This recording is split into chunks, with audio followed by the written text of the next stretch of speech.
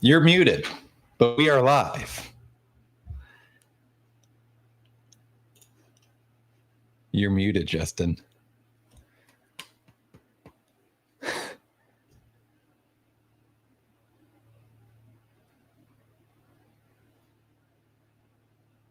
Well, while Justin figures that out, I will go ahead and bring up my notes from the game for Postgame. So I want to hear your thoughts too. Make sure you drop them in the comments. I'll get to those here in just a minute. But to say I'm disappointed would be an understatement. Now I know I didn't pick Nebraska to win this game.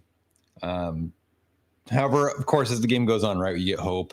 You see how it plays out. And here's the thing. Nebraska gave up, 7, 8 sacks? They gave upwards of 20 pressures in this game. 20 pressures in a single game on top of 7 or 8 sacks. The offensive line play was completely inexcusable, in my opinion. I don't think that's a wild opinion, but I'm not trying to bash on the O-line too much, but Gunnar Gatula was getting beat like he stole something today. Teddy Prohaska getting beat. Is this working constantly? Is this thing on? Yeah, I can hear you. Okay. All right. I wasn't muted at all the first time. Just so you know. Oh, everything was. I couldn't hear anything. Yeah, I don't know why, but I don't know if they could hear, but yeah, I got this handy just in case we need it. What were you guys? What were we talking about here? What's going on, guys? Yeah. What a game. What a game.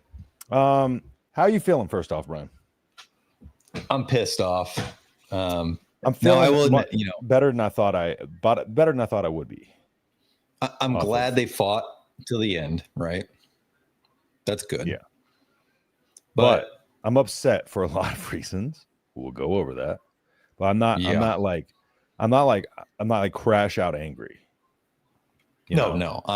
I am that mad about certain aspects of it. Yeah. But what pisses me off more than anything is you got beat on 3 plays, really, in that final drive. Yeah. You gave up 300 yards rushing. I think the hardest part of this is I'm tweeting mid-game deleting things because I'm sitting here thinking to myself, I started to type out open field tackling is the difference in this game. But then I think to myself, but O-line's the difference in this game. But D-line's the difference in this game. And then I think to myself, if we win in one of those areas, like one of those, we win this game. Let's take it Not back all to three of those, just drive. One of those. Yeah. Third down. Final drive. My notes here. Michigan's final drive, 16 plays. Yeah. They were 1 of 8 on third down prior to that drive. Yeah. Then they converted 3 third and mediums or third and longs. Yeah. Back to back to back. You see what I tweeted? And they all were a result of broken tackles. 100%. And that drive was the difference between a team that's been winning in recent years and a team that hasn't. That was my tweet that I put out because that epitomized it. Because on those third downs, like you said, we had missed tackles. On those first 2, like that third down, I was so frustrated by the first 2, I wasn't even like paying attention because I was just so mad that we gave up the other 2 that would have kept them out of field goal range. We make those first 2 tackles in the open field. I mean, you got to stop right there on their side of the field with good field position opportunity. Yeah. And I think it was Sierra missed that tackle, trying to tackle him too high and misses that tackle.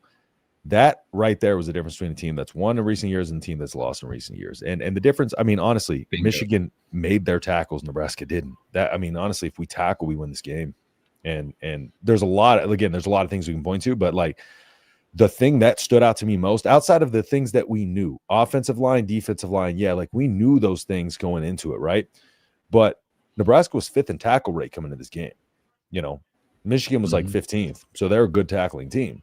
But Nebraska was 5th in tackle rate, and that got exposed today. And that really was what irked me because if you simply just tackle, if you make the tackle in 3 plays, the game's different.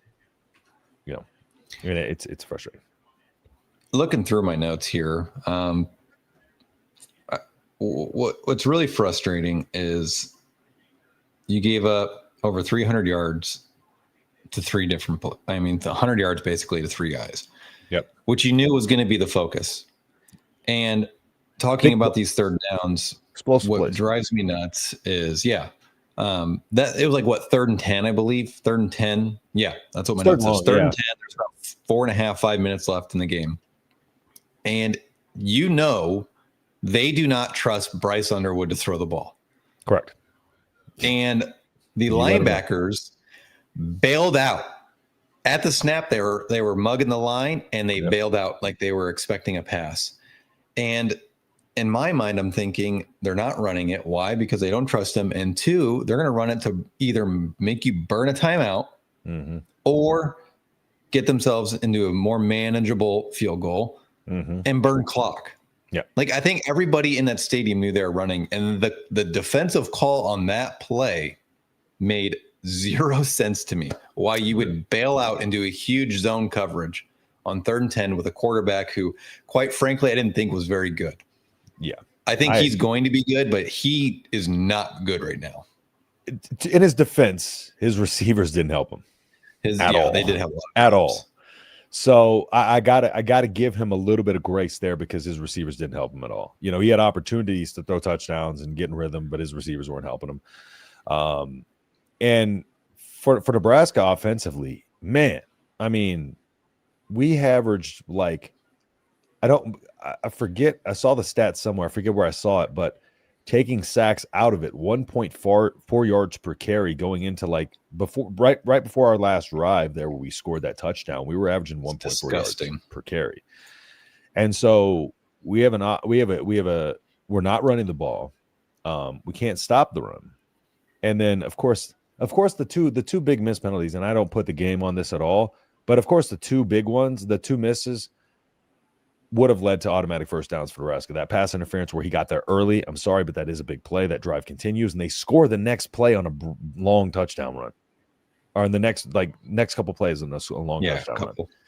You know, so that was frustrating, but it's hard to even because that took momentum away. But I still feel like the game was so close. The passing offense and the passing defense, just think about saying that last year. You know, yeah, I know, right? Passing offense, passing defense were the strength of this game, and look like they're going to be the strength of this season.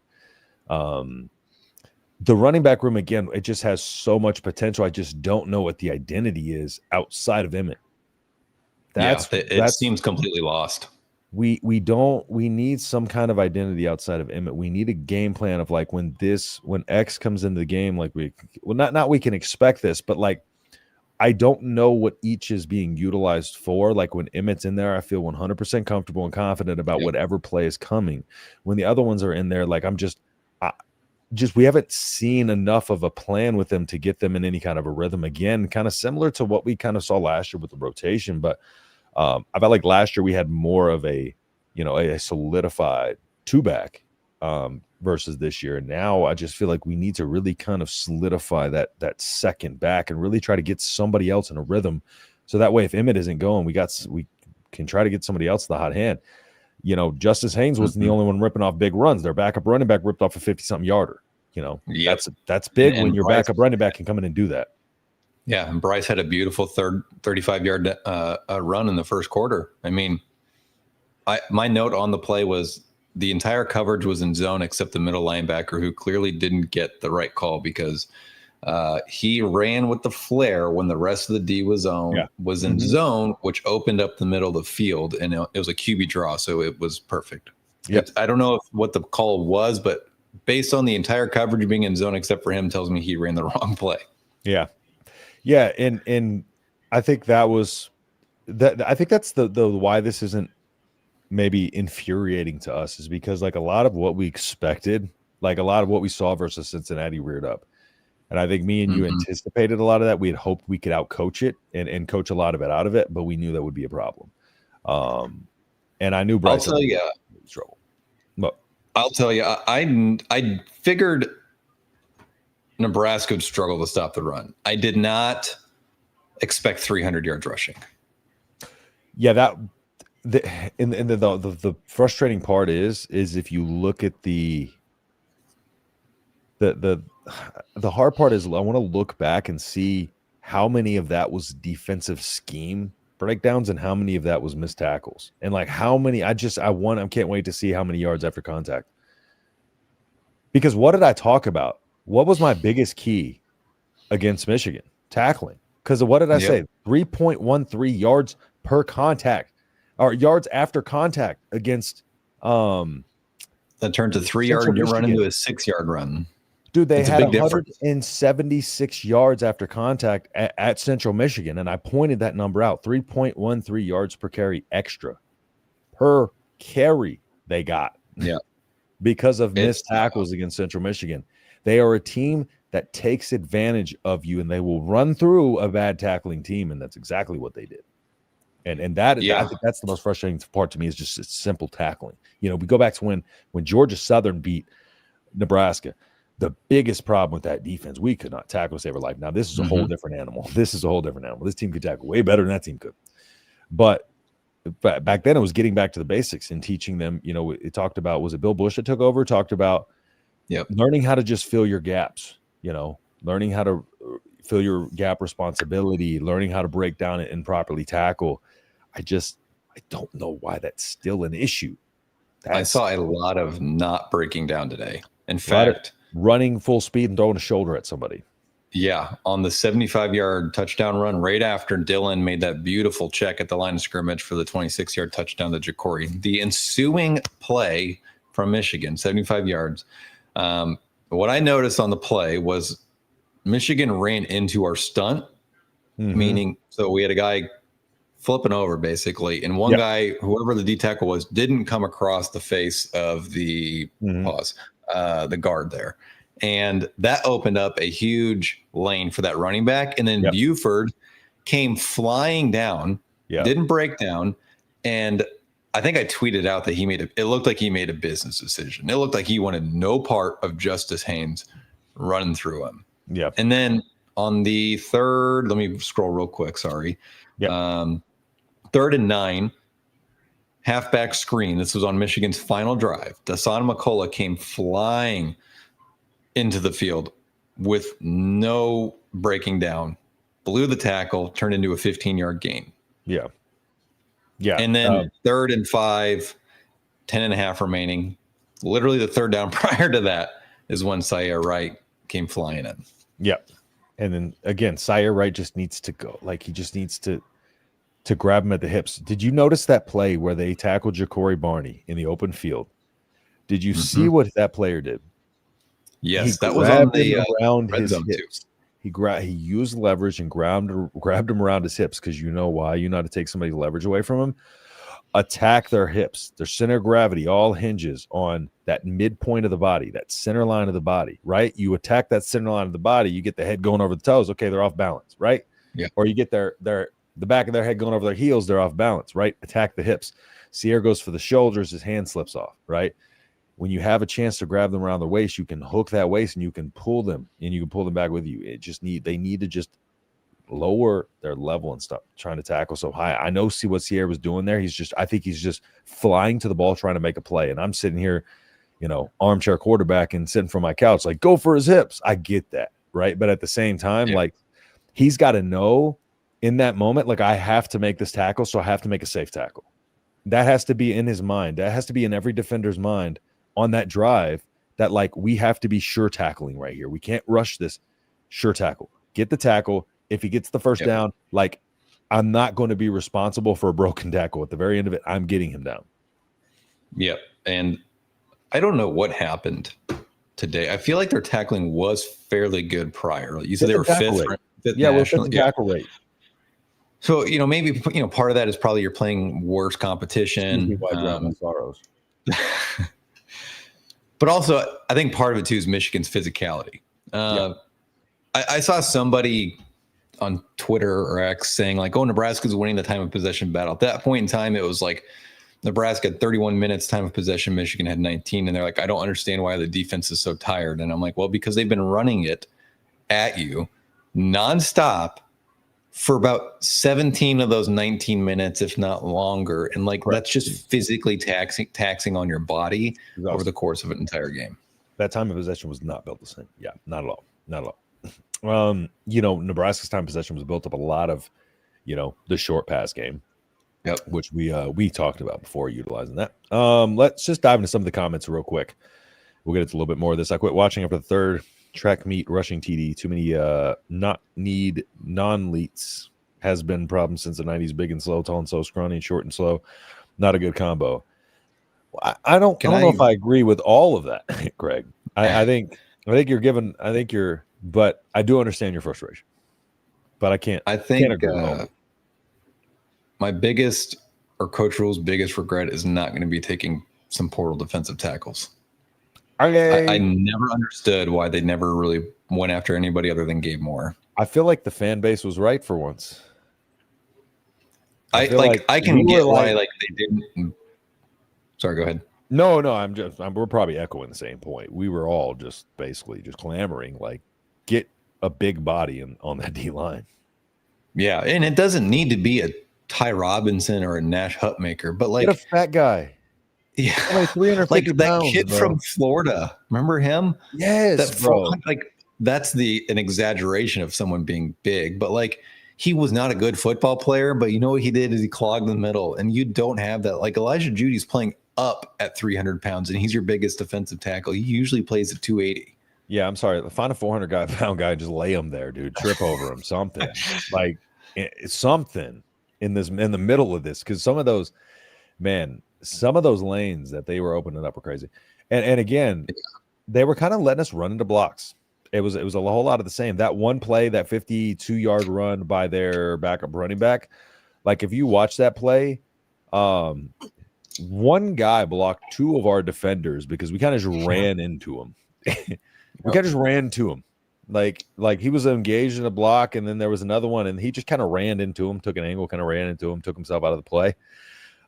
So they were kind of letting him run, kind of like that zone blocking scheme does. They kind of let you run yourself. If you're moving laterally, not attacking, you're going to get punished for that. And we saw that again. That's exactly what I was going to say. Yep. Bad defense in this last field goal. Did it put a fork in us? We're done. Oh, that was why the game was still going on. No decent blocking on offense, hence so many sacks.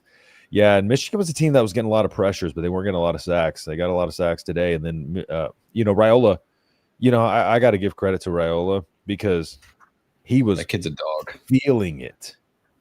He was feeling like his mind was racing 100 miles a minute every time he dropped back to pass. Like he was having PTSD. And he was still keeping his eyes up the field, and he was still making money throws. And I don't want anybody to criticize Dylan Raiola in any way after this game. I'm sorry. There's just no way you could put any of this on him. The one throw I get, that interception, bad throw. He'll come out and admit that, right? But he responded. Yeah. What more do you want from your quarterback? My note. Go ahead. I would say my note on that interception was just he misread the coverage is all. He thought it was man. They dropped into a little zone. He had Dane Keefe flying across the middle wide open if he sees the right coverage there. He just wasn't expecting to play it perfect. I think he just preemptively thought that was going to be open based on what he saw. And Michigan's smart, pre-snap didn't look like you said, didn't look like it did post-snap. And it confused him. And he lived to fight another day. And, he got intercepted, but he lived to fight another day, meaning he had a chance to respond. And he did the rest of the game, didn't turn the ball over again. And even with all the pressure, he was still standing there and ripping some good throws.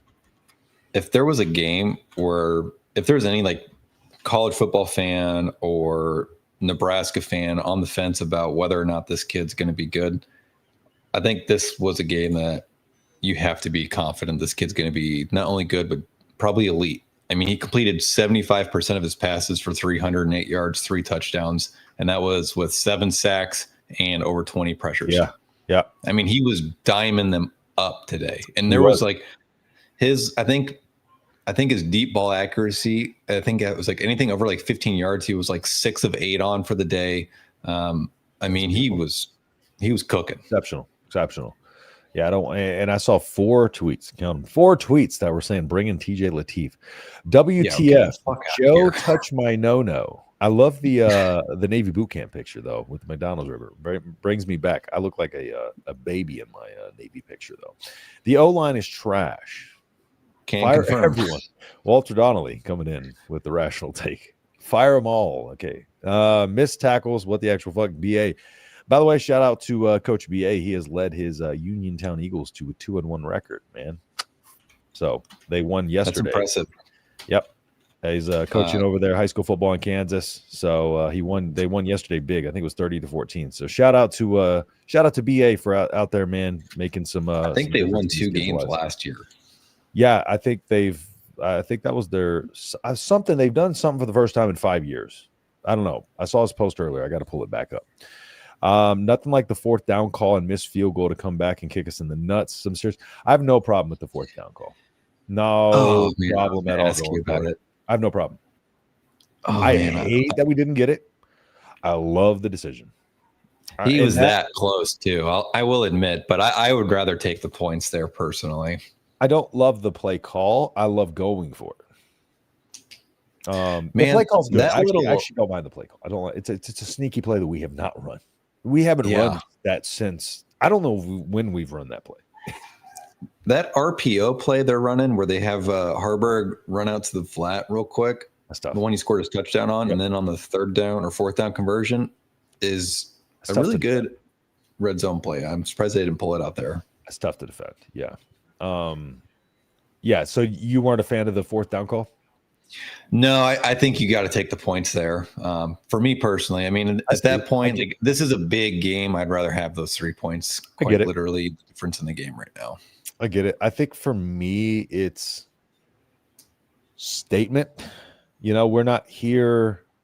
This. I think it's more so. This is a team that struggled to finish drives. For the last few years and even into this season. I think he didn't want to come out there and surrender drive 1. I think he wanted to come out there and try to make a statement, and it didn't pay off. But I do understand the people who weren't a fan of the call. I think that's one of those where it's just like, I think you have an argument either way. But it's just a matter of your aggression level. I'm more of the aggressive type. You're probably more the conservative type, and it makes sense just because of we're not a team that blows teams out. We gotta take what we get. We're a team that takes points off the boards late in the game for ourselves. So we got to take what we can get when we get opportunities. And that was a golden opportunity. That first drive, though, man, that was schemed up beautifully. I hated that drive got ruined by that. I was in, like, I can't wait to go watch that first drive back and look at the play designs on that, because that was beautiful. That was excellent. It was kind of a red flag right from the jump, though. I mean, he was under pressure. Dylan was, I think, on 2 or 3 of those first pass attempts, and they were phenomenal too. The commentary team, albeit horrible today, agreed. They did point out that when we were kind of dominating the game and Michigan was up 3-0, like, we did not look good on that drive. Like, we looked good in terms of, like, the play design was beautiful. And the reason why Dylan was able to make the plays he was is because that play design. Because it's almost like Holgerson was expecting there to be pressure. And so he had avenues for him to go to, Yeah. And so, but he was, and I talked about, you remember I talked about TJ Guy and Jay Sean Barham on the show. That guy was unreal today. I told y'all Jay Sean Barham didn't play last game because they wanted to get bigger with TJ Guy, but they were going to use him a lot, and they were going to flip him back from that middle linebacker to that edge role. Him and TJ Guy, versatile in that edge role. Look whose name was called a ton today. Jay Sean Barham. That dude is He monster. Probably had 3 sacks alone. Yeah. I mean, he was everywhere, disrupting. It wasn't just pass game too, run game too. He was great. When I was watching their defensive film, like, he was all over the place. Like, that guy is even when he wasn't making plays, he was disrupting. And that's what you look for in a defender. Jay Sean Barham, that dude's a stud. You have to take the points from the 6-yard line on the first drive. Again, I think there's an argument both ways. I like the aggression level. It's one of those where it's like, we're the underdog at home, screw You're that. Making a statement with it, Yeah. They got us 3-point underdogs. Let's go out and get 7, How about we talk about the play call and the cost of the game? 2nd and 3 from the 6, and you try to pass it, then rather take the points, you go for it. I haven't got to the play calling. I haven't gotten to be disgruntled with the play calling. Yeah, I don't think that's stood out. 27 points and 400 yards of offense, or 350 yards of offense. 2nd and 3 from the 6, and you pass it. Like, I don't. But the thing is, if we get on there, run it on 1st and 2nd down, and everybody's like, "Oh, you get on there, run, pass." You know, like I feel like the play calling, play sequencing is one of those things that like a lot we point to a lot, because when it doesn't work, it's easy to point to it and be like, "We should have ran there."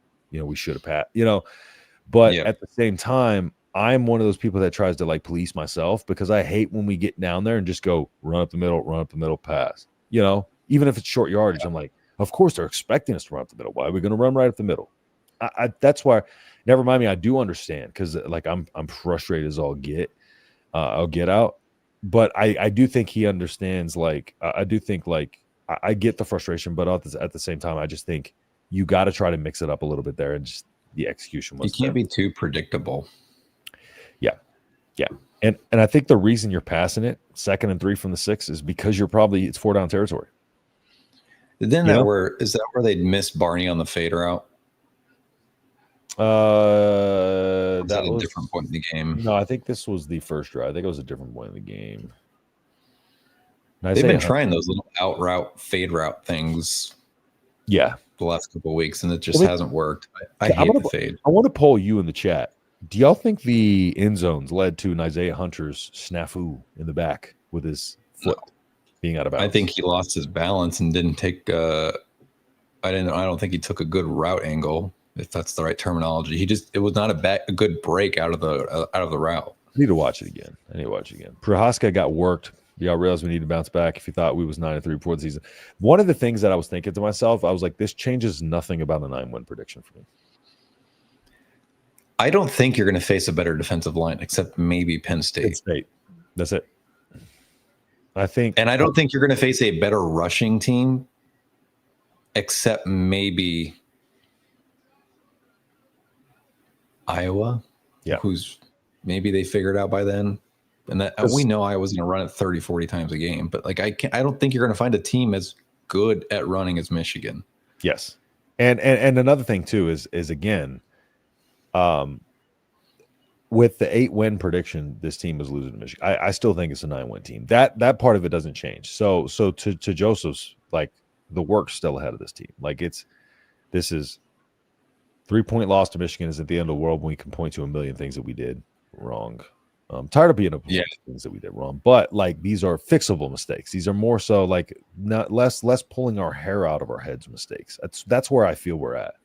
I feel like all three of their long touchdown runs, someone screwed up their assignment. Call me crazy here. I just had a thought. This is my ADHD kicking in. But I feel like the difference between like losing this game versus losing in previous years was, again, I think a lot of the things that we expected to be wrong were bad. And I think that's what gives us a little bit of like, it's okay. Okay, we expected that to be bad. Cool, that was bad. It's not like where each game something different goes wrong. And I think that's where I'm at with this is like offensive, defensive line trenches. We knew we struggled there. That was the difference. In this game. I just had that thought. Are you kind of in line with that? In a way, yes. The rush defense, I was kind of scared by, honestly. Mm-hmm. I mean, I knew it was going to be bad. I did not know that they would average 12 yards a carry. Yeah. I didn't know we'd give up 286 rushing yards. Yeah. That stuff to me, like I'm pulling up their stats right here. Haynes was 17 attempts for 150 yards. Jordan Marshall was 6 attempts for 80. Bryce was 8 attempts for 60. So you have 3 guys at 7.5 or more yards per carry. Yeah. It's a concern. But Nebraska stayed in that game by airing it out. True. Which is crazy. It's wild. Wild to think about. Walter needs to hook an IV of vodka to his vein right now. I feel you. That's not a bad idea. I said I feel you, vodka. Walter, I'm sorry. Not vodka. I got some Fireball right here. Let's see. O-line is trash. Take the points. Wrap. Hey, Drizzle Stick. I like it. Drizzle Stick coming in. Drizzle Stick, I haven't seen you as much this year, but happy to see you in here, man. Defense is exactly what I expected. O-line technique is horrible. Quick pause on that real quick. Sorry. This is year 4 of Donovan Raiola, and that O-line looked like shit. And it's sad because the O-line And that's all his guys. The O-line had been improving. And this was the year. It's like year 3, or year 4, your guys. Not year 3, year 4, your guys. Like, yeah, this was it. I thought they'd be way better than they look today. And that's my biggest red flag. The thing about the O-line is they improved. They improved. They improved. They did improve. When they were supposed to take the jump, they made the small marginal improvements when they were supposed to, but they didn't take the leap. They're not taking the jump that the rest of the team is and the rest of the position groups are. Congrats to Michigan. Yeah, shout out to Michigan. Pretty good recruiting weekend despite the loss. I think would have loved to win, probably should have, but shit happens, I guess. Yeah, exactly. That loss probably hurts your recruiting weekend more than anything because it's just another. It hurts. It hurts your recruiting weekend, but I don't think wins and losses in a vacuum impact recruiting weekends as much as the overall experience. And I think the fact that this game stayed close is very beneficial. And yeah, I mean, you could sell like guys were close. Like we should have won that game. We left 17 points on the board.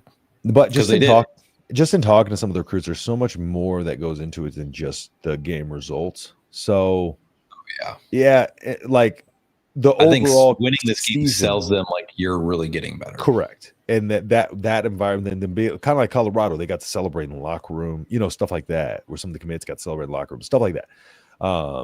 That stuff really helps. So in that way, it hurts. And the beneficial part, I don't think it's a negative look on the recruits, though. That's the only thing I'm saying. I don't think it's like a hit, but the benefit that could be there isn't. And like the stuff that could push them over the top, for sure. None of them are going to go, you lost to Michigan, I don't care about this program, or don't recruit me anymore. None of them are going to be like that. I guess in a way you're right. I guess in a way it hurts. It doesn't hurt our stock. It hurts the potential of what could have been. Yeah. All right. Let's see. I'm not going through all of the comments today, but so I'm gonna skip over some of these. I want to die. No, don't do that. I'm only I'm reading like every 5th comment, so if I miss yours, sorry, apologies. Missed field goal and not kicking a field goal on the first drive was the difference in this game. 100% was. Pit snipe. God damn it. David M., if we would have ran the ball from the 6 to win this game, but nope, let's pass it. Let's look. Hold on. Let me look at the. I don't know if you would actually think that's a good idea because you average 3.4 yards a carry with your starting running back. Yep. Not good. What was the? You had 43 rushing yards on the day. Oh, ESPN actually has the numbers up. I'm surprised. I'm on Google, which maybe uses ESPN. I don't know. Yeah, because looking at yards per pass, 4.6 to 7.5 for Nebraska. So 7.5 for Nebraska, 12 for 23 for Michigan passing, 286 yards to 43. You know what's crazy? We had 3 penalties for 9 yards. Yeah, 1.4 yards per rush. So that number's stuck. That number is still stuck. 8.7 versus 1.4 yards per rush. And look at their yards per play. In a game where a team had 33 rushing attempts at 8.7 per carry, it's nearly a first down per rush attempt. Yep. Like, you can't win doing that. Yep. And you almost did, and you should have won if you just tackle. Cliff, this is a horrible take. This is the dumbest take. No, this is ridiculous. Why would Who else is there? No, You're Cliff, that's crazy. Garcia? Your quarterback's going to get better at football by playing football. The rule says all the time, you get better at football by playing football. Don't sit your. Look how much better Dylan is this year. He just diced your ass up for 300 yards. That's by actually playing. That's crazy. It's crazy talk. Someone needs to pressure Rule, maybe a booster. Pressure him to do what, Bonehead? Yeah, well, I don't know. Lost by 3. First drive should have went for 3. Bit us in the butt. Let's see. Hindsight's always 20/20, though. Yeah, it is. Let me go through some of the other numbers here. Let's see. Because I hadn't had a chance to look up. The time possession came out to 26-43, 33-17, which is crazy considering Michigan's that last drive. I have no idea how long that one drive took. 9 minutes. Looking at for overall, though, Can we talk about Dason McCullough? When he does impact the game, holy cow, does he impact the game big time? Yeah, he just needs to be consistent because now he's not. He's flashing right now. But if we could just get that effort on every single play, and Michigan, Oklahoma used him in packages last year, and maybe that's his fit. He might be more like a package type of guy because when he does, like, he has the ability to be a game wrecker. You know what I'm saying? But I think they're still tweaking with stuff on defense. Just looking at the rotations, like Marquise Watson-Trent was not very active today. There's a lot more Vincent. In my notes I have at the second half, Buford was MIA for a substantial amount of time. They replaced Guthrie for Buford. Yep. I didn't see Buford back on the field until the fourth quarter, like mid fourth quarter maybe. So I think they're still working some things. Hartzog being out hurt too. Yeah. On the other side, familiar name Ernest Hausman, 9 total tackles, 6 solo tackles, 1 sack in the TFL. If y'all remember Ernest Hausman, I'm sure we all do. Looking at the receiving, completed a pass to 1, 2, 3, 4, 5, 6, 7, 8, 9, 10 receivers. And if you're going to count Latovsky's catch, count it for negative 12 yards. 308 total yards. Pretty balanced. I mean, 41 attempts passing, 32 rushes. But it's just the fact that you had 31 carries for 43 yards and a 14-yard long. It's not going to get it done. It's never going to get it done. For the receiving stuff, I was thinking about this during the game. I wanted to text you, but I'm such an emotional texter. Or like, you follow me on Twitter? Anybody? Like, I texted you. I was like, that's the reason I don't tweet emotionally in the games, because like that one tweet aged poorly. That's the reason why. I just don't get emotional. I just really try not to get emotional anymore about it. But what is going on with Dane Key and Isaiah Hunter? They have been MIA. And I don't know if it's a schematic thing. I'm not knowledgeable enough about the X's and O's side of things like you are. Yep. Because Dane Key has been, granted, he's had a touchdown in every game except this one, but today 3 catches, 36 yards. And Isaiah Hunter should have had 3 catches for 30-plus yards and a touchdown, but only has 2 for 34. Yep. It's a concern for me. Yeah, it is. Yeah, I don't know, man. You got a good point. It's like at that point, it's been a problem even for Cincinnati. I mean, he had, I think it was 5 catches, which is actually pretty solid. He just seems to disappear. The hard thing is for me to, because I'm trying to think back, because it's hard for me to watch like what they show on TV and be able to kind of tell the story of what's going on, because I can't see the routes fully. So I think I'll have a better answer for you. I'm trying to be careful with how I word it, because I think I'll have a better answer for you whenever I look over the all-22 footage. I can actually see kind of, is it a matter of separation, like what's going on out there on the edges that was causing this struggle. Because Dane Key expected to hear his name a lot more today. Yeah, and Ja'Cory Barney, that kid seems to always fall down on the first contact, but also gets right up when getting his ass lit up. But he's a dog. I think Ja'Cory is trending to be at worst day 2 draft pick. Can we talk about Ja'Cory? I don't know. Is his body like Stretch Armstrong? Because that dude ends up getting tackled in the most awkward looking ways. And I swear every time he gets up, I feel like he gets up limping, but like he's back on the field running full speed the next play. I can't be the only one that has these thoughts. Like Ja'Cory, every time he gets up from a tackle, like I feel like he's limping. But it's like he's back out there in the next play. Like his punt return, the first punt return of the second half, he limped off the field, and I was like, oh, here we go. And then like 2 seconds later, he's like, oh, I'm just gonna go run a 30-yard, post route. That's what I'm saying. Like 2 or 3 times he got up and limping. Like this dude is built. He's built like Connect Toys. Well, he's built like Connect Toys, but his body's his ligaments must be just double jointed or something. I don't know what's up with his Remember that hit ligaments. versus Cincinnati? That dude does nothing but take just direct contact hits, and he's the smallest guy on the field, but yeah, he just bounces off him. This is back. I believe it's back-to-back games for him for over 100 yards receiving. Yeah, it's crazy. That he is going to be he's going to be an all-time great here, because not only that, like his punt returns, like he's going to start popping off. He's going to be a plus returner as well. He had a 29-yard one tonight or today. Yes. I believe on the season he has surpassed the 5-year total for previous years combined.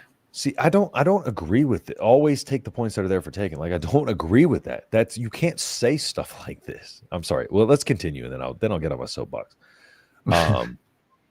But yeah, like Archie Wilson too. Let's not forget to give him credit. I'm pulling up his punting stats. Let's not forget to give him credit now that we're talking about punt returning, because Archie Wilson, man, what a weapon he is. 4 punts.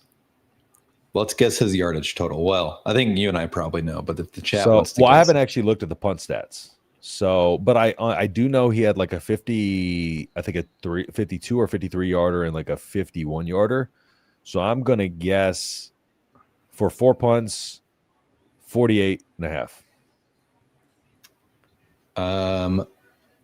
Actually, it doesn't say. That's freaking wild. It just says I can do the math real quick. You're close though. It's 4 punts for 197 yards. What'd I say? 48 and a half. Yeah, so it's 49.25. That was close. Yeah. I mean, that's clutch. Like we had a weapon in our punter. They had a weapon in their kicker, because holy cow, Zavala. Yeah, their kicker is phenomenal. Baby. Yeah. Always take the points that are there for the taking. I can't rock with this, bro. I can't. If that play goes for a touchdown, we're not talking about it. That's what even I'm if we still lose. You can't say always take the points. I just it's just this whole armchair quarterbacking after the moment. Everybody been like, "Oh, I knew we should took the points." Like, stop it. No, stop it. You be celebrating. Always take the points, guy. But I know you're not. Do in that situation. I know you're not. That's what I was thinking. That's why I didn't jump on you for it, because I know you can be subjective with it, and I understand in that moment why you said. But to say always take the points, like, let's stop that, dude. Yeah, you don't always. Moose, GG's Nebraska fan. Fortunate wasn't worse, to be honest. Michigan Bonehead called not to call timeout for Hail Marys. That was pretty fucking stupid. I'm not gonna lie to you. That was that taunting, bro. I was like, you know what? You're a dumbass, but thanks to the first down, I appreciate the 3 points and keeping us in the game. Thanks, guy. Like, what is he doing? I didn't even see it until they showed the replay. The man just ran like a lone soldier over by himself, just to the sideline, like just to hump our sideline. Like, was it too many pumps? Because the rules no more than 2, right, per key and peel. Bro, he was pumping. He was. I swear, he went over there. He was like, like he was getting that. Like, he really did not like our sideline, bro. So, like, yeah, he was pumping away. They had to throw a flag there. I'm surprised they didn't throw 3. Like, he just pulled out another one because he was still going, bro. It was like the game's not put away yet. You're supposed to do that when you're up 3 touchdowns. No, but good game. Good game to y'all, Moose. Let's see. It's difficult to beat quality teams when you are constantly losing both sides of the ball. That is true. That is very true. Yeah. If you're losing on offense and defense, hard to win games. Nebraska can tackle. We have a lot of cleaning up to do. Good thing we have a bye. Yeah, so do we. Yeah, Michigan also made a lot of mistakes. Again, a lot of drops, a lot of self-inflicted errors on their end as well. So DR has improved a ton. Emmett is good. All the other backs ran like they were afraid. I think Mackay did not run afraid. No, yeah. I will not allow that slander. Mackay average was 8 yards a carry, I think, today. Mackay took some hits. Yeah, so I was very impressed with what Mackay did. I just think we need to get him out there more. And then remember on the screen where he accidentally got tackled by Henry Latovsky, where he got lit up on the screen and then withstood the tackle. Then Henry tackled him. Don't remind me about that. Golly. All this talent and this kind of playing. Bonelet. To be fair, right? I think a lot of us are getting a little too like, this is still year 3, right? We're supposed to take a big jump, but this is not going to be like, again, I cautioned this, right? Earlier this season, because last year, again, we started 3-0 and started that talk about, but I'm just like, we can't sit here and say college football playoff. I said this yesterday. Somebody tweeted out, like, if Nebraska beats Michigan, does it help them, or how much does it help them in their college football playoff, whatever? And somebody was like, it's too early to talk about. So I agree with you. Regardless, if we win this game, because this team isn't supposed to be a playoff team yet, right? They are a potential dark horse upside because of the talent, right? But again, it takes time to build depth. It takes time to build trenches. It takes time. Now, our offensive line, again, there's no excuse, but the depth that some of these teams have and the championship medal that some of these teams have, versus what Nebraska was, man, it's hard sometimes. But like the depth that a team like a Michigan has, the depth that a team like, these teams that have been winning in recent years, and they have, 5-star classes, like they have a lot of that depth. And so we're getting a lot of talent, yes, but you got to think, we're still a 25th ranked recruiting class team. We're not in that top 15, top 10 recruiting classes yet, right? And so yeah, it's year 3, right? 8, 9, 10 wins. That's what we're looking at. Can you back up and come again? Sorry about that. So on some areas, I do agree, but I think in my opinion, I think the areas in which we struggle are the areas that we know. And I'll wait for Brian. Brian, correct me if I'm wrong here, but we have talent. But the thing about it is, the areas that we know that we have lacking talent, those are the areas that we're struggling in. It's no secret. That's exactly what I was thinking while you're talking. Talent stepping up. Yeah. As you were talking, I was thinking about where is this talent? Because we know it's there. Where is it? Well, it's primarily at quarterback. Yeah. It's at running back, more or less. It's at receiver. It's in the secondary. Where do you and linebacker? I'll give linebacker because I really think Vincent Shavers is going to continue his rise. I think Willis McGahee in time will be good, but it's not very deep in talent on your defensive line. It's not very deep in talent on your offensive line, and what talent you do have is incredibly young. On the defensive line, like Riley Van Poppel, people forget he's still a sophomore. Yeah. Cameron Lenhart is a junior who didn't play a ton last year. And like we knew it was just experience. That's what we said the whole time. And like Williams Nwarni is a redshirt freshman. Yep. At offensive line, Justin Evans Jenkins is okay. Justin Evans, he doesn't have the Jenkins part anymore of his last name, but Justin Evans is his first year at center. Yep. And then the talent behind them is Grant Bricks, who's a redshirt freshman. Yep. Preston Taumua, who is a redshirt freshman. Houston Kahania Torres, true freshman. Gibson Pyle, redshirt freshman. Yep. It's very young. Even Elijah Pritchett is a sophomore. Yeah. And so it's very young, and it's not like you can't play them and let them get that experience. There is a big difference between, like, we have issues, right? Like Gunnar Gatula did not play great today, but at his backup, whoever it is at this point, like they are obviously not as good as Gunnar Gatula. Is Pritchett's a junior? And maybe that's the bad example. Maybe Teddy Prohaska would be a better example. I think Pritchett's a junior. Is he? Yeah, I think. Double check. Because if he's a sophomore, that's much better. I think he's a redshirt sophomore. Hats off to Raiola. Kid played injured. Yeah, he did get rolled up on his ankle a little bit. He did play well. Appreciate that, Cliff. Thanks. You're right. He's a junior. Shout out to Cliff. Michigan guys I know are pretty cool, man, for the most part. They're not too bad. Let me see. Where was I at?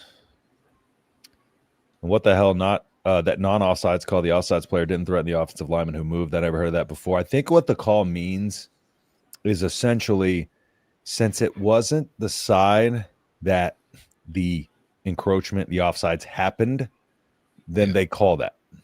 I think it's a stupid penalty because the thing about it is you see out of your peripheral, which you're usually looking to see the ball snapped, you see movement and you move, right? I still think you're drawn there. He was drawn into that movement. I think it's a dumb rule. And I don't see it ever called, honestly. I always see that called as that to me was what pissed me off. Is that call's never called in that way. It reads that way, but it's never called that way. The DN that was on the side of Pritchett also flinched. Oh, did he?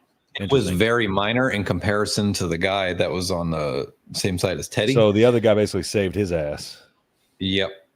What frustrates me, and I was thinking this during the game, how many times do you see a defensive lineman flinch and come across?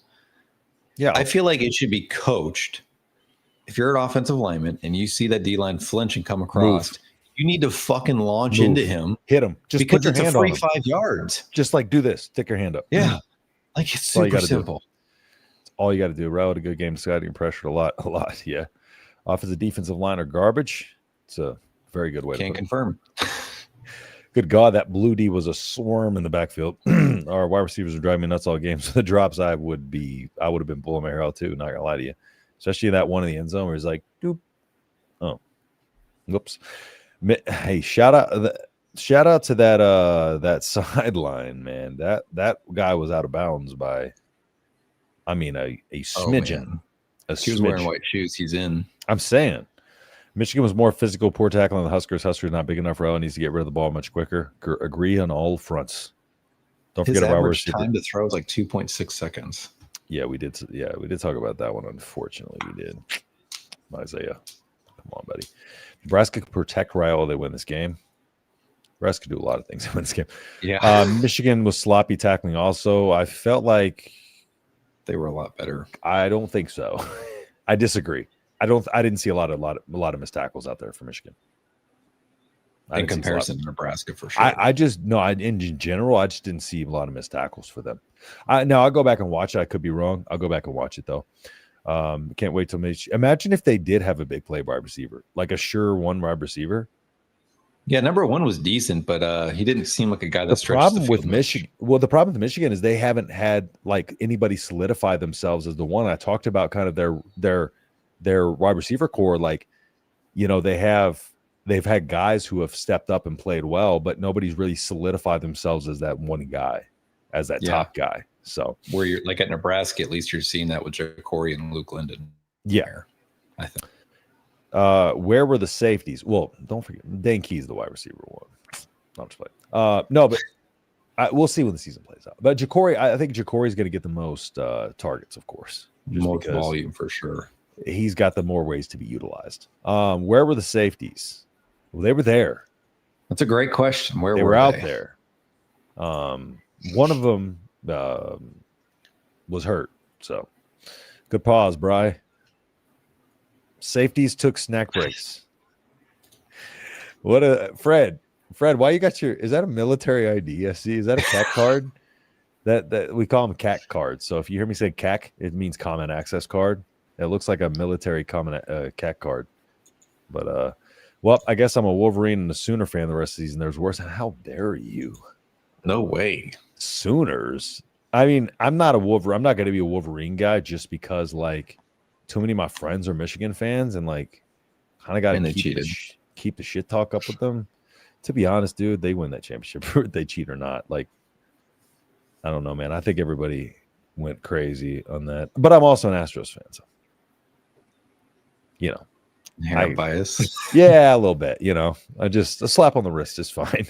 I was always taught tackle the belly button. Well, the belly button, if you tackle the belly button, that would be the hips. So, oh, you're gone. Back. Where'd you go? Oh, okay. The belly button would essentially be tackling the hips. So yeah, despite the loss, I feel we're in a good spot. I do too. We won't see another pass rush like that until maybe Penn State. We won't see another pass rush like that until Penn State. Maryland looked explosive today. I did talk about how Maryland is a potentially explosive team, and holy cow, did they look explosive today? They trap game Wisconsin badly. But does Wisconsin also suck? Because I think they do. They do. But again, Maryland's offense showed that they can be explosive. and so that. But again, I don't think, I don't think we're going to struggle against a lot of teams until we get to USC's, Penn State's, that type of thing. Minnesota did not look good this past weekend, so their quarterback not good at all. Isn't he a freshman too? No. I don't think so. I think he transferred in. Oh, okay. Yeah. I'm pulling up their stuff right now. Yeah, I'm pretty sure he's an upperclassman, if I'm not mistaken. So I'm not, but Minnesota's game looks a lot easier on the schedule to me. I will say that because they lost to Cal. D-line needs to put rocks. They lost by 2 scores. Yeah, Cal. They scored 14 points. They did not look good at all. That's a bad. Minnesota's not a good team. I'm sorry. They won't see a front like Michigan's maybe until USC and Penn State. Yeah, I don't think USC's going to be a tough test. I'm not sure how their front is compared. I don't think they have a Jayshon Barham type of player on their team. Our lads accounted well for themselves. Not perfect, maybe not even good. This was a ball game. And it ain't going to hurt the recruiting. Look at this in the Mastodon of the D-line. Facts. Daddy was screaming while you were gone. I think Nebraska lost. Can confirm. Yeah, Nebraska lost. Michigan kicker is very, very good. That was no surprise. That the fact that he had missed a couple kicks this year was a surprise to me because that dude was money. He is money. That one kick would have been good from 65 easy. Yeah, that's an NFL kick. Like you just got to tip your hat at that one. You hit the mid back of the net. Like if that was the All-State hands back there and the logo, like he would have hit it right in the All-State hands. Yeah. Dylan could have gotten rid of the ball quicker. He was looking for the big play in moments. I'm not going to put too much on him because he had a lot on his plate today and he was dealing with a lot. The end of the day, our kicker missed, and there's hit. Our wide receiver stepped out of the back of the end zone. That's it. Can't leave points in the field. Well, there's stepped out of bounds. So it was a good catch, but you have a good point. Should have ran the quick game to help Dylan out earlier. We did. We were running the quick pass. We were passing fast early on. His average yards per completion was like 7.5, I think. Well, and early in the game, like those were quick passes. Like the ball was getting out of his hands quickly. The problem is sometimes he was holding on to it a little bit long. Go Joe. Love that profile. Oh, probably our friend Joseph. Dude, he barely had any time to do anything. The wide receiver. Yes. There was one play where he was like engulfed in Michigan D lineman within a second of the snap. And I was like, what is going on? Look at this logic. That's why he needs to get rid of it quicker. No O-line. The routes have to develop, my friend. They have to, they have to run their routes. It's not like they appear in the field. Yeah. It's like, and then if they start running a bunch of hitch routes and that coverage comes down and then you have linemen in your face and no one open. We got Otto blaming the quarterback since he has no O-line, just tell him to get rid of it quicker and then saying always go for points. So that's where we're at with those takes. We take the points. We in OT right now. Okay, so I love because if we take the points, revisionist history here because you cut out. Hold on, reset. Sorry, you cut out for a second. Okay, go ahead with your point first. I love revisionist history because if we kick that field goal, okay, it is 30-30 right now, and Michigan had the ball last. And they were in the clock out. They do not do that. That's just that possession. That changes the whole course of the entire game. Can I be honest with you? It's not even necessarily 30-30 right now because they took 3. They would have went for a touchdown that last drive. They were being conservative on that last drive, running with Bryce those couple times. They would have went for 7 there. So, like, again, revisionist history. This stuff is so tired. It's tiring, dude. It's so tiring. Yeah. Golly. It's not because I'm the only one that's willing to stand up here and say, like, no, it's not a bad decision. Everybody is wanting to do the hindsight's 2020 thing. It's not the 4th down call. Screw it. Let's not run the ball. Thank you. If you tackle like that means nothing to me. Going for a 4th down is such a small microcosm of this game that doesn't even like really stick out to me that much. Pretty tired of EJ running right. Okay, we're not going to slander EJ here. I'm not here for that. Yeah, he actually had a decent day. He averaged, 65 yards. He averaged about 4 yards a carry. It's not bad. You're with my sister shit through the whole first half. Fatherhood's bullshit. Give credit where it's due. Number one for Michigan is dude. I try to tell y'all. If you watch this live show, if you watch this pregame, you knew all about Jayshon Barham. So I couldn't figure out what they were doing. There's a reason I specifically pointed out how they were using him against Central Michigan and Oklahoma. I couldn't figure out what they were doing at the end of the first half of the clock, but it sure worked. Me neither. That's what I told Brian. I texted Brian. I said, you should not have tweeted that. But I agree, but it worked out. And that's why you should have tweeted it. That's why I texted you. I was like, what the fuck is going on right now? Yeah, bro. And then and I was like, it didn't make sense, but it worked. The thing about it is Michigan screwed that. They screwed the pooch, man. Yeah, all they gotta do is call timeout, man. Everybody's screaming at their TV to Michigan, like, just call timeout. They leave 1 second, like, okay, of course we're gonna call timeout. The lack of quality product. It's not Bonelet. That's not. I think we are good this season. We're a lot better than I thought we would be. USC, Penn State are my only worries. Agree. Stay healthy. Yep. To me, Jay, making the end zones a more dominant color should help prevent that. But I ain't mad it happens. Yeah, I'm not blaming the end zones. I'm not gonna do that. You got to be aware, and you got to know where you're at in the field. That's on the players. Doesn't matter. The other teams will mimic what Michigan did. There's one common denominator with our line over the past almost decade. Okay, real quick before you get to my dad's comment there. Every team will mimic what Michigan did. Here's also the one thing. No one else has their O-line. No one else has a Doak Walker Award type running back. Nobody else has a running quarterback, which is the problem. And the reason they were able to execute a lot of the things they were able to do is because they had a mobile quarterback. I mean, the exception would be Aiden Childs at Michigan State, which you're going to get tested after the bye week. Let Aiden Childs throw that ball, baby. Yeah, because he sucks. He has moments. He can be good. But yeah, he has his moments. But yeah, I agree. Now you can respond to this. That's my dad. Yeah. So no beef on D-line. No good pass pro on O-line. Can confirm. Agree. Been saying it all off season. It drove me nuts. They didn't do anything. Our D-line is small. Stop Minnesota and Iowa. Bro, Kyle, you've been watching the games lately, brother? Have you watched Minnesota and Iowa? Penn State. I'm going to pull that back up real quick here. Because Iowa looked terrible yesterday, and Minnesota looked worse than Iowa. Minnesota won against who? Backers making a half step in the wrong direction, but blue meeting there. Suddenly it's a 54-yard gash. Yep. All this talent and this kind of playing is occurring. I feel like Bonelet's said that a few times. I feel you, Vaca. Vaca.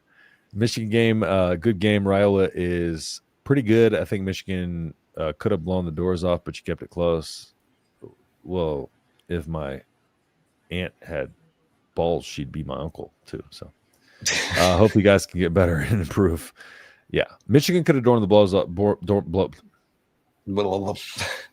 Word salad. Michigan could have blown our doors up, but we could have done that to them too. So we kept it close. Yeah, that's football. Appreciate that though. I don't understand what that means. Like, I think Michigan could have blown the doors off. Like, yeah, could have, but they didn't. Didn't. So, what's your point? I disagree, Brian. They look good sometimes. I'm trying to wrap my brain around it. Spent all our NIL on skill positions. Didn't save any for the O-line and D-line. They're paying two O-linemen $1 million a year. Yeah, we did. We did spend money on our O-line. They also tried to get, remember Shazay Pete? Never mind me.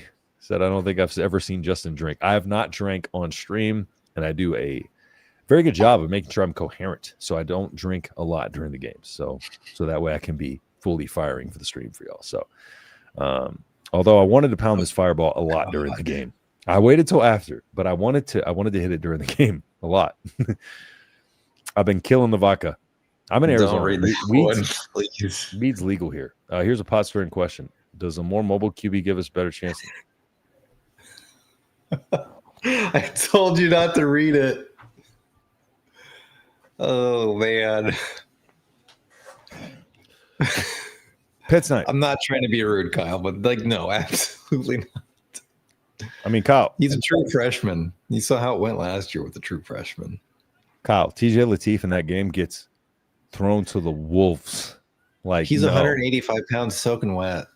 TJ Lateef, I think we misconstrue mobility with like ability and just being ready.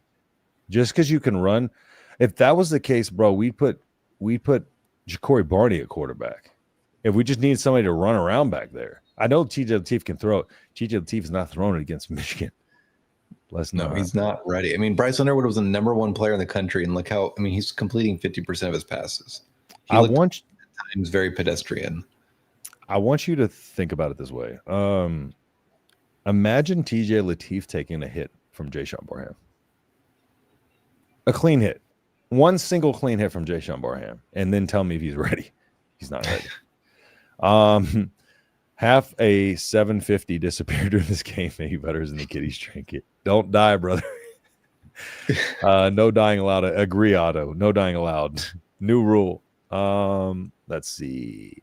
I don't know if I'm a top tier lineman watching that game. I seen early playing time and no competition. Bud Crawford hooked us up with some number one recruit in the country who was a left tackle at the game. True. So we'll find out. Yep. Bud Crawford hooked us up with some NIL dollars. Warren Buffett hook us up with some NIL dollars. Houseman is the stud we thought he was when we recruited him. That he is. Hit it, Jake. Justin going to be filling today in the gym tomorrow. Let's be honest, they were absent because Dylan had 0 time in the pocket. It could be they may be 2 or even 3rd reading his progression. True. And it could be because they made it a point to stop Dane Key. That's the only reason I said I'm going to wait until I watch the film to see. He's Gumby. Yeah. Ja'Cory's Gumby. That's who I was thinking of. I called him Stretch Armstrong, but I was picturing Gumby. That's because I put Stretch Armstrong in your mind. Barney's limber as hell. If Dylan ever has to step off the field, Trey's going to tear it up. Legs and arms both stellar. Trey? Who are you talking about? Trey who? Trey's not even on the team. That kid's 16 years old. He's away. He's away. Dylan's going to be gone by the time Trey's here. If he's not, that means it's a problem because he didn't make the NFL. Barney's joints are made of industrial-grade Play-Doh. Tough kid. Yeah, true. Arch makes me comfortable when our offense fails. Dude.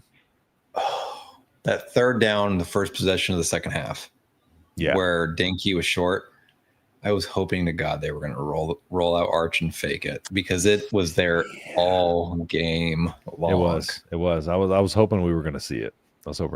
But Nopa said Kirby would have kicked it. Come on, they choked the first 2 drives that the OC set up perfectly. They got a lucky Hail Mary at halftime. They gave up huge rushing TDs as predicted. I just wish we had JoJo White. I wish we had Ndamukong Suh at defensive tackle too.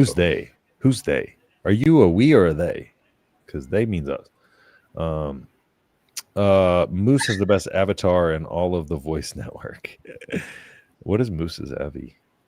I'm trying. It's just a dope ass moose. Oh, it's a cool looking moose.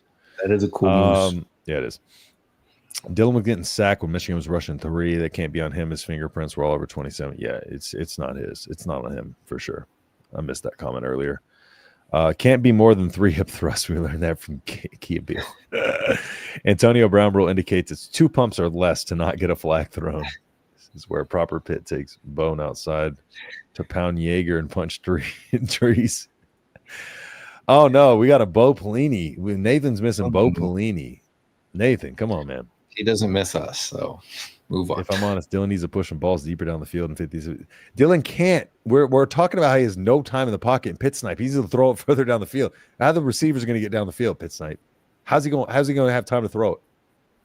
Yeah, you need about 4 seconds, maybe 3 for a deep ball, and he had about 0.2 seconds for most of the game. This is a crazy take. Nathan, I don't know who Nathan is, but Nathan's on some crack salt. Cracked salt YouTube. I'm talking about salt, Himalayan pink sea salt, not talking about actual things. Don't demonetize me. I don't understand what that means. I don't either. Nebraska's soft. Prove me wrong. Nathan, I think you're soft. Prove me wrong. Here's the problem with talent being young. At any point, any one of them can decide to transfer, even with the new portal rules. No guarantee that, let's not get into portal. We got the whole It offseason is to talk about the September portal. 20th. We got the whole offseason to worry about that. I'm over the portal right now. J-Rock's getting soaked. Wrestling me in the yard, brother. Gunana makes the 44-yarder. We take the field goal on the first drive, win the rest. Oh, here we go again. Here we go again. The revisionist history. Now we got to wait 2 weeks for a game. Yeah, NASA card. Oh, well, you're smarter than me because mine was just the military. So I underestimated you, Fred. Sorry. I'm a Husker fan, of course, but for ranking's sake, got to cheer for anybody that gets us and anybody who gets them. True. Oh, there's my wifey. Hi, babe. Both our wives are here. My wife popping in. I told her your wife pops in, so I think she's like, I gotta pop in too. She gotta join the party. There's my poor my little lady down there. Y'all see my lady? She passed away a few months ago. I love that little doggy. Hi, babe. Pit Snipe says hi. That ball was good from 75. That Hail Mary, I have no idea. Could you imagine how upset we would have been if he would have? I can tell you how. They had a defensive end in the end zone. That's true. TJ Guy was over there trying his best. TJ Guy was back there like this. And then also right before Dylan threw it, he looked left, and one of their defensive backs started like beelining it to the wrong end of the end zone because he saw Dylan look left. Yep. And then a guy that's 5'10", or 5'10", maybe 5'11", standing on stilts caught it. J-Rock's hitting that handle like a Navy man.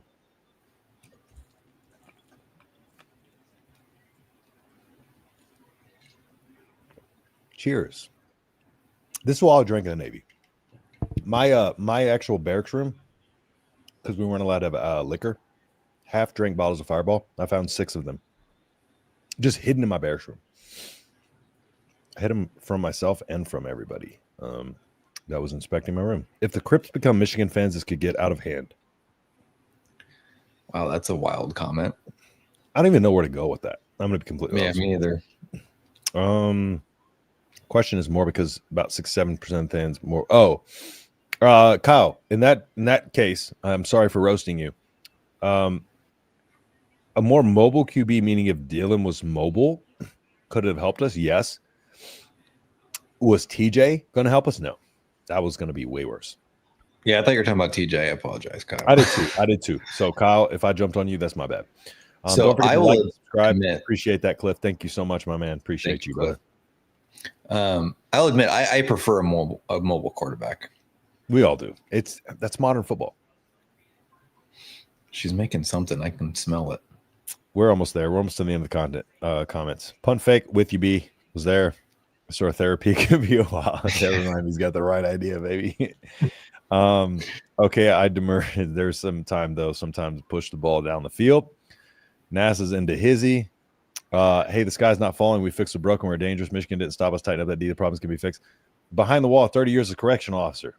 Let's go, man. He learned a lot behind that wall. If the sky is falling, we'll just get the guy from NASA to fix it. That's true. Mr. That's Fred. True. That's true. But I like behind the wall. Great comment. Appreciate that. It's official. Christy Nome will deport you in Nebraska. What is this guy talking about, bro? This is kind of it's entertaining though. Former Army tank mechanic too. Okay, cool. So Fred is also military and smarter than me. Confirmed. Got it. Fireball's a booter drink though. Just saying. Listen, I'm boot. What can I say? You know, boot at heart for life. Soup sandwich for life. The team never quit. That was awesome. Seeing them fight uphill. Is that revisionist history too? No, I think we agree with that one. Yeah, that was like a positive. Yeah. Love you, Fred. We can hate 1 week per year. Exactly. Agree. No hate to anybody here. We love you all. All right. If you came here to talk trash, we love you too. All right. It's all good here. All good in the hood as long as you be respectful.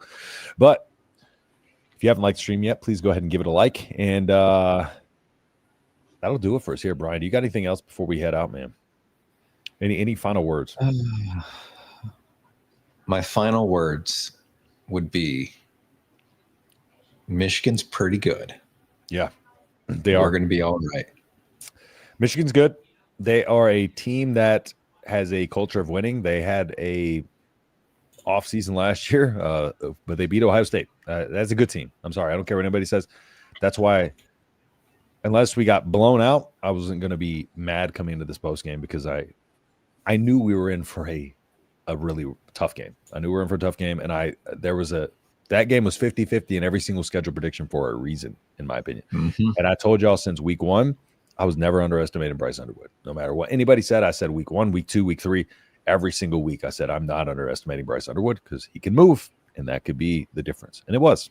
And their run game was the difference. So credit to Michigan. All credit to them, man. They won the game. They did what they had to do. Nebraska still got work to do. Got to take advantage of some things. But you got a bye week, so you got a lot of good film to work off of. Come off the bye week, you got some good favorable matchups coming up, and then you have that that Minnesota game kind of starts that back half of that schedule that gets a little bit tougher there. But overall, defense, we got to improve in the trenches. Rest of the team, I like, but I mean it's hard to be too upset about it again. This is I think Nebraska's a good team, everybody. Like this sucks. But I think 9-3 is still realistic. I mean, you got Penn State, Maryland, Minnesota, USC. Like those are the big 4 games in my opinion. Maybe Iowa. And if you look at it, I think Nebraska will be favored in all but 1 or 2. You look at it, Minnesota's easy. That game got easier. It looks a lot easier now. The USC, we got USC at home. We got Iowa at home. Penn State on the road. Mm-hmm. That's a tough one. But I mean, we got Minnesota on the road. Again, that game looks a little bit easier. This is still an 8, 9, 10 win team. I'm still sticking with my 9-win prediction. That hasn't changed. But yeah, this is a good team. It's a good team, and the sky is not falling. I know it feels that way. Another one score loss, but it's all good. We're good. Yeah, that part does suck, but it does. We lost to a good team. It's easy to digest when you lose to a good team. Best 8-5 season ever last year. True. Oh yeah, 8 wins. Sorry. Keep in mind, they were like one of the hottest teams in the country coming out of last season into this season. Yeah. Yep. Great show is eating dinner with the fam or a game I've been in sooner. It's good to eat and decompress. I appreciate you, brother. Thank you. Generation Red. If y'all don't mind, go ahead and hop over there, subscribe to Generation Red. I am on there every Monday, every Tuesday after live stream. So Cliff, shout out to you, man. Appreciate you hopping in here. Let's see. I think the Wolverines are a menace by week 12. We ain't far behind. See you in the playoffs. Blue. Indiana-Illinois game is pretty good so far. Shout out. Go Illinois in that one. Shout out to my boy Sonny. Pitt Snipe, I see you chatting at other places. Glad Michigan won. Still always have respect for Nebraska. Good game. Shout out to you, Clay. Appreciate it. Matt Rolls on schedule. This will be an overall good season for Nebraska. Rolls a beast. Riolo. I like that. Riolo. All right, everybody. Well, that'll do us for us here. As always, Tuesday, 6 p.m. Central. Y'all tune in for the live stream. We'll be here to break it all down for you. We got a bye week this week, so I'm probably going to bring in a guest. Hopefully, maybe we'll get Michael Rose-Ivy back on. I think I want to bring him back on, maybe to break some film down for us. So, y'all tune in Tuesday. I'm going to see if Michael will come back on. Well, he said he'd be down to come back on anytime, so we'll probably have him on if he's available. So we'll see y'all on Tuesday. Our call-in show, as usual, is every Friday, 7:30. Well, no, 7 Central. That's what it is over there? Yeah, 7 Central. As long as, people stop getting hurt at work. As long as people stop getting hurt at Brian's job. So sorry for the call-in show not happening this week. Brian had like an emergency safety stand down that he had to rush to at work. So it was wild, guys. I knew something wrong happened when he said like, hey, like they're calling us all into work, all of management to work. I knew something bad went down. So I was like, you just worry about that. So, but again, congrats to Michigan, Nebraska. We got a lot of work to do, but we got a lot of time to do it in. So that'll do us for here. Thank you everybody for tuning in per usual. If you haven't yet, hit the subscribe button, like the stream if you haven't yet. And with that being said, we'll see you on the next video. Peace.